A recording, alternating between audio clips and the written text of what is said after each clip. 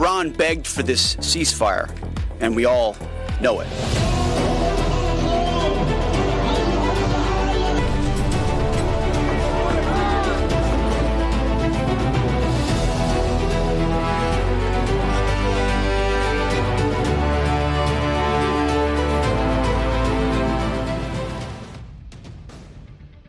देखिए, Donald Trump कल तक तो धमका रहे थे कि ईरान को नक्शे से ही मिटा दूंगा। वो अपनी डेडलाइन से ठीक 1.5 घंटे पहले 90 मिनट पहले पलट गए और अचानक से सीजफायर का ऐलान कर दिया। ट्रंप ने क्या कहा, पहले आप वो देखिए।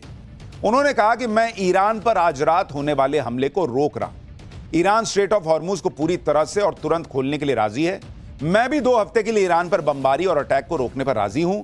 यह 2 तरफा सीजफायर है और इसकी वजह यह है कि अमेरिका ने अपने लक्ष्यों को पा लिया है। हमें ईरान से 10 पॉइंट का प्रस्ताव मिला है जिस पर बातचीत होगी। 2 हफ्ते के समय में एग्रीमेंट फाइनल किया जाएगा। बातचीत के लिए तैयार हो जाना, और वो भी ईरान के प्रस्ताव पर, यही ट्रंप और अमेरिका की सबसे बड़ी हार है। क्योंकि जिस तरह की वो धमकियां दे रहे थे डोनाल्ड ट्रंप, भाई उससे तो दुनिया को यही लग रहा था कि ट्रंप ईरान को खत्म करके मानेंगे। उन्होंने कहा था इनका एयरफोर्स खत्म कर दिया, इनकी नेवी खत्म कर दी, इनके सारे हथियार फोड़ दिए, इनको छोड़ेंगे नहीं।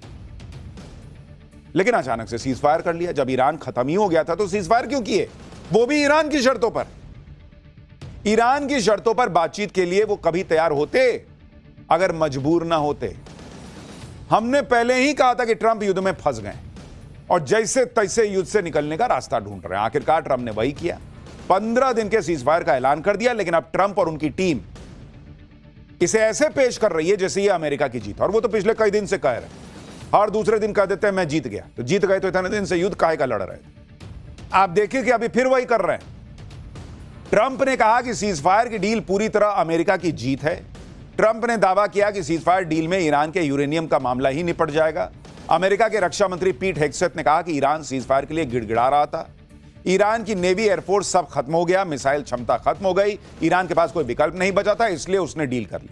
अमेरिका के रक्षा मंत्री का दावा है कि ईरान के पास कोई परमाणु हथियार नहीं होगा। उन्होंने कहा कि ट्रंप के पास मिनटों में ईरान की पूरी इकोनॉमी को खत्म करने की ताकत थी, लेकिन उन्होंने दया दिखाई। दया कुछ गड़बड़ है, सबको समझ में आ रहा है। तुमने कहा है कि दया दिखाई, तुम दया दिखा रहे हो। जिनको बचाने निकले थे उनको मारने लगे, बच्चों के स्कूल में बम गिराने लग गए, छात्रों को मारने लग गए, तुम दया दिखाओगे। ट्रंप की टीम माहौल बनाने में लगी ताकि वहां अपनी पब्लिक को भरोसा दिलाए कि देखो हम मार खा के नहीं आए, हमने दया दिखाई है, ताकि पब्लिक थोड़ी दया करे डोनाल्ड ट्रंप। ईरान का सब तबाह कर दिया, अमेरिका यह माहौल बना रहा है। ईरान घुटनों पर आकर सीजफायर की भीख मांगने लगा और ट्रंप का दिल पिघल गया। सुनिए अमेरिका के रक्षा मंत्री पीट हेग्सेथ क्या कह रहे हैं। Iran begged for this ceasefire, and we all know it. Operation Epic Fury was a historic and overwhelming victory on the battlefield. By any measure, Epic Fury decimated Iran's military and rendered it combat ineffective for years to come. You see, in less than 40 days, one of our combatant commands, Central Command, CENTCOM, using less than 10% of America's total combat power, dismantled one of the world's largest militaries. The world's leading state sponsor of terrorism proved utterly incapable of defending itself, its people, or its territory. Donald Trump ने चुन चुन कर अपने जैसे झूठे रखे हैं, ऐसा लग रहा है, जो डोनाल्ड ट्रंप की तरह ही झूठ बोलते हैं। कह रहे हैं ईरान गिड़गिड़ा रहा था, घुटनों पर आ गया, इसलिए हमने माफ कर दिया। ईरान घुटनों पे आ गया तो उसको तो पहले आ जाना चाहिए था। तुम्हारे हिसाब से तुमने सब खत्म कर दिया था। तो एक तरफ तो अमेरिका कह रहा है कि ईरान गिड़गिड़ा रहा था, इसलिए ट्रंप को दया आ गई, युद्ध रोक दिया। और दूसरी तरफ ट्रंप ईरान की 10 शर्तों वाले प्रपोजल पर भी बात करने को तैयार हो गए। गिड़गिड़ाते हुए आदमी की शर्तें मान रहे हो तुम, इतने महान हो गए। अगर ईरान गिड़गिड़ा ही रहा है तो अमेरिका की शर्तों पर बात होनी चाहिए थी, ईरान की शर्त पर क्यों बात हो रही है? इसी को लेकर ईरान दावा कर रहा है कि इस युद्ध में उसकी जीत हुई है, क्योंकि अमेरिका उसकी शर्तें मानने को तैयार हुआ है। ईरान की ये 10 शर्तें क्या क्या हैं जिसका जिक्र ट्रंप कर रहे थे, वो आपको बताता हूं। वो कह रहा है कि भाई अब कोई आपसी अग्रेशन नहीं होना चाहिए, हॉर्मुज पर ईरान का कंट्रोल जारी रहेगा, यूरेनियम इनरिचमेंट प्रोग्राम भी जारी रहेगा, ईरान कह रहा है। ईरान पर सभी प्राइमरी प्रतिबंध हटाए जाएंगे, ईरान पर सारे सेकेंडरी प्रतिबंध भी हटाए जाएंगे, यूएनएससी के सभी प्रस्ताव टर्मिनेट होंगे, IAEA बोर्ड के सभी प्रस्ताव हटाए जाएंगे, ईरान को नुकसान की भरपाई अमेरिका करेगा और अमेरिकी कॉम्बैट फोर्स जो है वो वहां से हटाई जाएगी, लेबनान समेत हर मोर्चे पर लड़ाई रोकी जाएगी। ये वो शर्तें हैं जो ईरान कई दिनों से सामने रख रहा है और इन शर्तों को पहले ट्रंप बेतुका बता रहे थे, लेकिन अब इन्हीं शर्तों पर बातचीत को राजी हो गए और यही वजह है कि ईरान इसे अपनी जीत बता रहा है। जम्मू के शिया मुसलमानों ने कहा कि ईरान ने अमेरिका और इजराइल को युद्ध में हरा दिया है। अमेरिका के ईरान की सभी शर्तें मान लेना यह बताता है कि अमेरिका झुक गया और ईरान ने जंग जीत ली।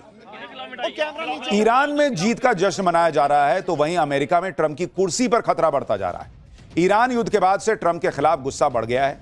ट्रंप को हटाने की मांग और तेज हो गई है। 85 से ज्यादा सांसदों ने ट्रंप को हटाने की मांग कर दी है। रिपब्लिकन और डेमोक्रेट दोनों सांसद अब यह मांग कर रहे हैं। डेमोक्रेट सांसद एड मार्की ने कहा कि ट्रंप को हटाने के लिए हर कदम का समर्थन करेंगे, चाहे वो 25वां संशोधन लागू हो या फिर महाभियोग लाया जाए। व्हाइट हाउस में किसी युद्ध अपराधी के लिए कोई जगह नहीं। रिपब्लिकन सीनेटर रॉन जॉनसन ने कहा कि वो ट्रंप की धमकियों का समर्थन नहीं करते। डेमोक्रेट सीनेटर रॉबर्ट गार्सिया ने कहा कि ट्रंप का दिमाग खराब हो गया है, ईरान पर उनकी धमकियों को गंभीरता से लेना चाहिए। कांग्रेस सदस्य जूली जॉनसन कह चुकी हैं कि एक गंभीर संघर्ष है, कोई रियलिटी शो नहीं। हम अभी जो देख रहे हैं वो एक विक्षिप्त राष्ट्रपति का पागलपन भरा व्यवहार है। अब समय आ गया है कि 25वें संशोधन को लागू किया जाए। डेमोक्रेट सदस्य मार्क पोकर ने कहा कि ट्रंप जो कर रहे हैं वो तो पुतिन भी नहीं कहते। क्या अब भी 25वें संशोधन को लागू करने का समय नहीं आया है? यानी एक तरफ ईरान जश्न मना रहा है, दूसरी तरफ अमेरिका में ट्रंप के खिलाफ मोर्चे खुले हुए हैं। ईरान से सीजफायर के बाद भी अमेरिकी राष्ट्रपति डोनाल्ड ट्रंप मीम मटेरियल बन गए। सोशल मीडिया पर ट्रंप का गजब मजाक बन रहा है और इसमें ईरान भी पीछे नहीं है। भारत में ईरान की एम्बेसी ने एक पोस्ट किया जिसमें ट्रंप को ईरान के झंडे के सामने झुका हुआ दिखाया गया है और लिखा है कि ईरान की सभ्यता को सलाम करो। एक और मीम देखिए जिसमें ट्रंप अपने हाथ में सफेद झंडा लेकर प्लेन से उतरते दिख रहे हैं। सफेद झंडे को सरेंडर और सीजफायर का प्रतीक माना जाता है। एक मीम और देखिए जिसमें ट्रंप और नेतन्याहू युद्ध में तबाह हुए अमेरिकी फाइटर जेट के मलबे को ले जाते हुए दिख रहे हैं। दोनों की हालत खराब दिखाई गई। एक मीम में अमेरिका के राष्ट्रीय पक्षी बॉल्ड ईगल को बुरी तरह से घायल दिखाया गया है और ईगल के शरीर पर पट्टियां बंधी हैं और वो बैसाखी के सहारे आगे चल रहा है और चूहा उस जो है वो इजराइल की तरह आगे चल रहा है। सीज फायर को लेकर रूस भी अमेरिका का मजाक उड़ा रहा है। रूस के सिक्योरिटी काउंसिल के डिप्टी चेयरमैन दिमित्री मेदवेदेव ने कहा कि सवाल यह है कि कौन जीता। सबसे पहले तो कॉमन सेंस जीती जिसे व्हाइट हाउस अनदेखा कर रहा था। हालांकि ट्रंप का ईरान के 10 पॉइंट एजेंडे पर चर्चा के लिए सहमत होना ईरान की सफलता का प्रतीक है। ये ऐसी शर्तें हैं जिन पर वॉशिंगटन तैयार नहीं होगा। ऐसा करना उनके लिए बहुत अपमानजनक होगा। इन शर्तों को मानने का मतलब है ईरान की असल जीत। तो आगे क्या? और ज्यादा मिलिट्री एक्शन? शायद कोई बीच का रास्ता निकले क्योंकि ट्रंप लंबी लड़ाई नहीं झेल सकते। उन्हें संसद का सपोर्ट नहीं मिलेगा। यानी रूस भी अमेरिका का मजाक बना रहा है और बता रहा है कि भाई अगर ये दोबारा युद्ध शुरू करेंगे तो और ज्यादा फंस जाएंगे। युद्ध में ईरान की सबसे बड़ी जीत तो हॉर्मुज स्ट्रेट को लेकर, क्योंकि जो हॉर्मुज स्ट्रेट युद्ध से पहले खुला हुआ था, समंदर में एक फ्री रास्ता था, उस पर अब ईरान का कंट्रोल हो गया। 2 हफ्ते के सीजफायर प्लान के मुताबिक ईरान हॉर्मुज स्ट्रेट को खोलेगा, लेकिन ईरान ने साफ कह दिया कि इसके लिए ईरान की मिलिट्री से कोऑर्डिनेट करना होगा। जहाज निकलने के बदले ईरान पैसा लेगा, कुछ पैसा ओमान को भी जाएगा।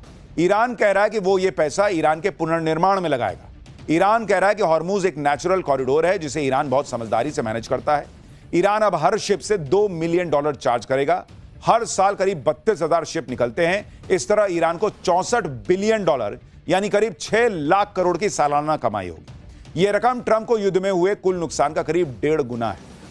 यानी ईरान ने हॉर्मुज पर कंट्रोल भी कर लिया, हॉर्मुज के जरिए अपना नुकसान भी पूरा कर लेगा।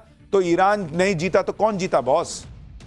जिस स्ट्रेट ऑफ हॉर्मुज से फ्री में जहाज निकल जा रहे थे, वहां से अब ईरान जो है वो चुंगी वसूल रहा है। करा पैसा दो तब जाने देंगे। तो डोनाल्ड ट्रंप ने तो ईरान का काम आसान कर दिया और बढ़िया कर दिया, उसकी कमाई का रास्ता खोल दिया। क्या ही देश, क्या ही नेता है। स्ट्रेट ऑफ हॉर्मुज के रूप में ईरान के हाथ अलादीन का चिराग लग गया भाई, जिससे वो बेहिसाब कमाई कर लेगा। एक तरफ अमेरिका है जो 40 दिन के युद्ध में अपना नुकसान करवा बैठा है, उसे कोई फायदा नहीं हो रहा। दूसरी तरफ ईरान है जो बर्बाद होने के बाद भी जमकर कमाई करेगा। आप देखिए अमेरिका का जो खर्च हुआ है, 40 दिन ये युद्ध चला और 40 दिन में जो खर्च हुआ अमेरिका का, यूएस का खर्च हुआ है 3,70,000 करोड़ रुपए बॉस। 3,70,000 करोड़, मतलब ऑलमोस्ट आप मान के चलिए कि 4 लाख करोड़ अमेरिका ने डुबा दिए। और ईरान का फायदा, यह हॉर्मुज से ईरान का फायदा होगा 6 लाख करोड़ सीआर सालाना बॉस। अब आप सोचिए कि डोनाल्ड ट्रंप ने क्या ही ईरान के लिए कर दिया। अपने 4 लाख करोड़ रुपए डुबाकर ईरान के लिए हर साल 6 लाख करोड़ रुपए कमाने का रास्ता खोल दिया। इसीलिए ना रूस कह रहा है कि कॉमन सेंस भी नहीं है व्हाइट हाउस के पास। आप यह भी देखिए कि हॉर्मुज से टोल वसूलने के लिए ईरान क्या तैयारी कर रहा है। सीजफायर की शर्तों पर हॉर्मुज पर ईरान की कंट्रोल भी शामिल है और यहां से गुजरने वाले हर शिप से ईरान टोल लेगा। और टोल लेने के लिए ईरान ने क्या कंडीशन रखी है? हॉर्मुज से गुजरने वाले टैंकर से ईरान $1 प्रति बैरल के हिसाब से टोल वसूलेगा। ईरान शिपिंग कंपनियों से टोल की रकम का भुगतान क्रिप्टो करेंसी मिलेगा। खाली टैंकर बिना कोई टोल दिए हॉर्मुज से गुजर सकते हैं। ईरान ने क्रिप्टो करेंसी में टोल का भुगतान इसलिए तय किया है जिससे उसे ट्रैक न किया जा सके और जब्त करने का खतरा भी नहीं होगा। ईरान से युद्ध में ट्रंप ने ऐसी ऐसी गलतियां की हैं बॉस, जिसकी कीमत उनके साथ साथ पूरी दुनिया को चुकानी पड़ी। और इन गलतियों के चक्कर में ट्रंप को 5 बड़ी हार झेलनी पड़ी। पहली हार, युद्ध का मकसद ईरान में सत्ता परिवर्तन था, जो पूरी तरह फेल हो गया। उल्टे ईरान अब ज्यादा मजबूत हो गया। जो सरकार पहले आंतरिक दबाव में थी, उसकी पकड़ और मजबूत हो गई, लोगों का सपोर्ट बढ़ गया। दूसरी हार अमेरिका की, स्ट्रेट ऑफ हॉर्मुज जो युद्ध से पहले खुला हुआ था, उसे बंद करवा दिया। जो रास्ता युद्ध से पहले फ्री था, उस पर टोल लगवा दिया। तीसरी हार अमेरिका की, युद्ध का मकसद ईरान को न्यूक्लियर हथियार बनाने से रोकना था। युद्ध की शर्तों में यह शामिल था कि ईरान के संवर्धित यूरेनियम को ईरान से बाहर शिफ्ट किया जाएगा। लेकिन यह काम भी ट्रंप कर पाएंगे या नहीं, यह अभी क्लियर नहीं है। इसके अलावा अमेरिका ना ईरान के मिसाइल प्रोग्राम को पूरी तरह रोक पाया, ना ही उसकी मिलिट्री की ताकत को। अमेरिका की चौथी हार यह है कि ईरान से युद्ध के चक्कर में अमेरिका की सुपर पावर वाली छवि को नुकसान हो गया। नेटो अलग कमजोर हो गया। अमेरिका का साथ देने कोई नहीं आया। अमेरिका को भी हराया जा सकता है, यह मैसेज पूरी दुनिया में चला। पांचवी हार, इस युद्ध से ट्रंप ने अपनी बची खुची विश्वसनीयता भी खो दी। आज की डेट में ट्रंप की बातों का कोई ढेले भर का भरोसा नहीं करता। 5 हार अपने सीने पर लेकर घूम रहे हैं डोनाल्ड ट्रंप। और अमेरिका के सुपर पावर का तमगा छिनना, यह वर्ल्ड ऑर्डर के चेंज होने की तरफ बढ़ने जैसा कदम है। क्योंकि अमेरिका का CIA का जो हिसाब रहता है वो यही रहता है, या तो ये सेना लेके घुस जाते हैं या पीछे से खेल करते हैं। यहां ये लोग कम थोड़ी खेल का ट्राई करते हैं। सब जगह, सारे देश में जहां सेना घुसा दो या पीछे से कुछ फंडिंग करके कुछ कुछ करते रहो। अब अमेरिका थोड़ा अपनी औकात में रहेगा, क्योंकि जहां घुसना चाहेगा हर कोई उसको याद दिलाएगा कि ईरान भूल गए, और वहां पब्लिक भी याद दिलाएगी कि तुम्हारे इसी काम के लिए चुने हैं क्या तुम। यानी ईरान से युद्ध लड़कर ट्रंप ने ईरान को और मजबूत कर दिया और अमेरिका को कमजोर। दुनिया का नुकसान कराया वो अलग। आप देखिए, जो ट्रंप ईरान को स्टोन एज में पहुंचाने की धमकी दे रहे थे, वही ट्रंप अब गोल्डन एज की बात कर रहा है। सीजफायर होने के बाद ट्रंप ने कहा कि विश्व शांति के लिए आज का दिन बहुत बड़ा है। ईरान भी यही चाहता है। अब उनका सब्र जवाब दे चुका है और यही हाल बाकी सभी का है। हॉर्मुज में ट्रैफिक को संभालने में अमेरिका मदद करेगा।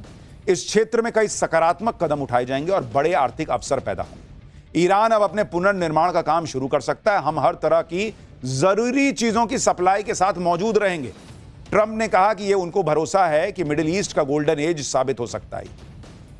यानी डोनाल्ड ट्रंप मान रहे हैं कि ईरान अपना पुनर्निर्माण करेगा और अमेरिका मदद करेगा। तो घुमा फिरा के तो वही बात हो गई जो ईरान कह रहा था कि तुमने फोड़ा, तुम ही बना के दोगे। डोनाल्ड ट्रंप कह रहे हैं कि हां, तुम शुरू करो बनाना, हम देंगे, तुमको मदद देंगे।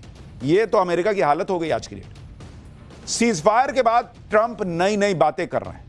ट्रंप ने कहा कि हमने तय किया है कि अमेरिका अब ईरान के साथ मिलकर काम करेगा।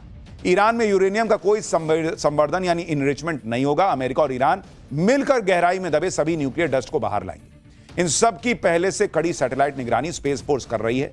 हम ईरान के साथ टैरिफ और प्रतिबंधों में राहत को लेकर बातचीत कर रहे हैं और आगे भी करेंगे। ईरान के साथ 15 में से कई बिंदुओं पर पहले ही सहमति बन चुकी है।